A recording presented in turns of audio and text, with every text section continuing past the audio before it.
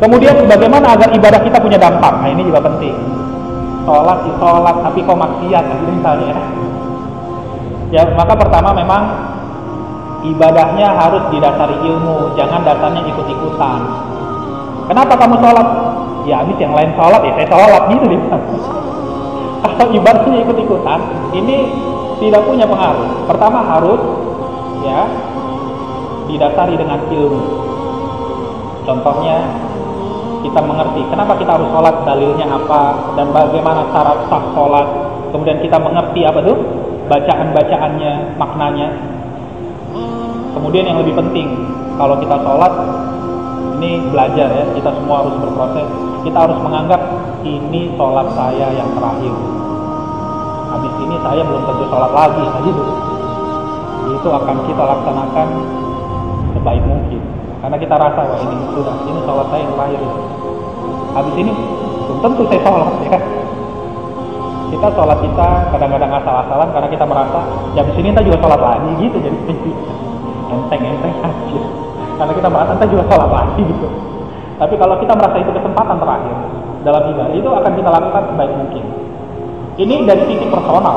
Dari sisi personal, seseorang itu harus menghayati, mengilmui ya makna dan kandungannya. Tapi tidak cukup bagaimana dampak ibadah itu hanya dari sisi personal. Nah ini yang lebih penting, bahwa ibadah yang kita lakukan harus di backup oleh sistem kekuasaan. Ini kalau betul ibadah kita pengen punya dampak.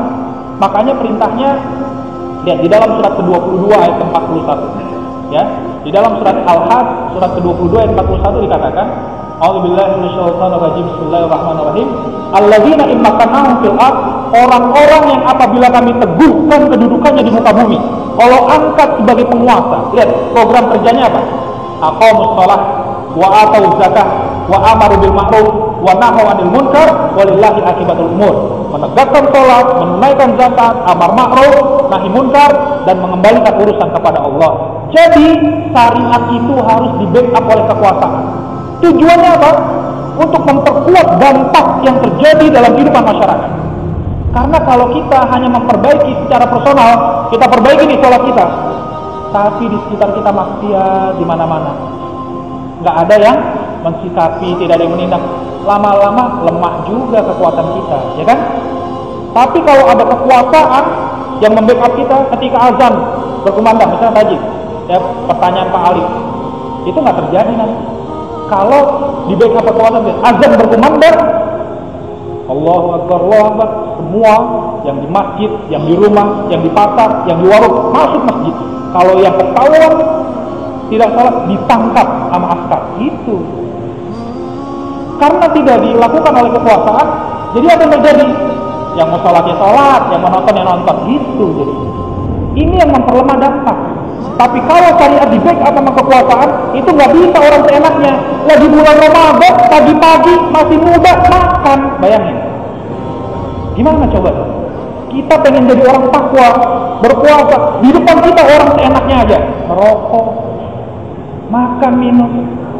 Lihat, dampak puasa kita sulit berhadapan dengan sistem batil ini. Maka sistem ini harus diatur dengan syariat, sehingga orang yang seenaknya itu nggak bisa seenaknya. Nanti ada polisi-polisi syariah, ditangkap tuh orang kayak gitu, seenaknya aja. Orang waktunya puasa kok, waktunya sholat seenaknya aja, dia nggak sholat, seenaknya makan di muka umum. Nah lihat, itu yang diperlukan. Perbaikan dari sisi personal dan perbaikan dari sisi sistem, ini akan memberi pengaruh.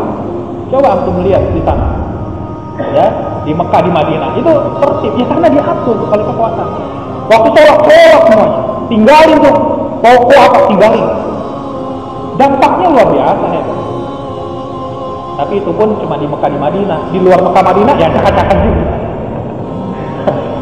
Dijegal di mana-mana, acak-acakan. Andai kata diatur semuanya, wah itu luar biasa ya. Nah, nanti keluhan Pak Alif jadi agak terbantu. Pas lagi malam datang akab, oh iya Pak, saya berangkat gitu jadi. Namanya orang kan kadang-kadang datang banget sih ya kan. Tapi kalau ada yang mengawasi dan mengontrol, terpacu kita. Nah ini yang perlu diperbaiki. Penghayatan dari sisi personal secara keilmuan, tapi di backup dengan sistem puasa, itu akan memperkuat. Ya, kita jadi kepala rumah tangga juga begitu. Karena kita jadi kepala rumah tangga, kita punya kekuasaan, ya kan? Kita atur ke keluarga kita. Ayo waktunya sholat semua. Lihat, bergerak, jadi terpengaruh. Ya sama, keluarga kita namanya anak, pasangan, ya kadang-kadang ada malesnya. Tapi kalau seorang pemimpin rumah tangga memainkan peran kekuasaan dia, nah itu lihat akan terbantu. Apalagi dasarnya sudah baik, lebih baik lagi. Jadi itu yang harus dilakukan. Hari ini sistem ini harus dirubah, sistem negara ini harus dirubah. Harus mau menerapkan syariat. Apalagi Indonesia ini mayoritas penduduknya Islam, harus diatur dengan syariat. Jangan syariat dilaksanakan masing-masing. Yang mau sholat silahkan, yang nggak sholat ya terserah. Ini yang bikin rusak, ya. Ini yang bikin ibadah kita kacau balau nih begini. Yang mau puasa silahkan, yang nggak mau puasa terserah. Ini susah gitu. Kita mau baik nih, lawannya banyak banget nih di sekitar kita. Jadi ini yang harus tumbuh kesadaran kita bersama, harus merubah negara ini. Ya, dengan aturan syariat baru nanti kita nikmat melaksanakan ibadah itu. Semuanya ibadah. Diatur oleh kekuasaan.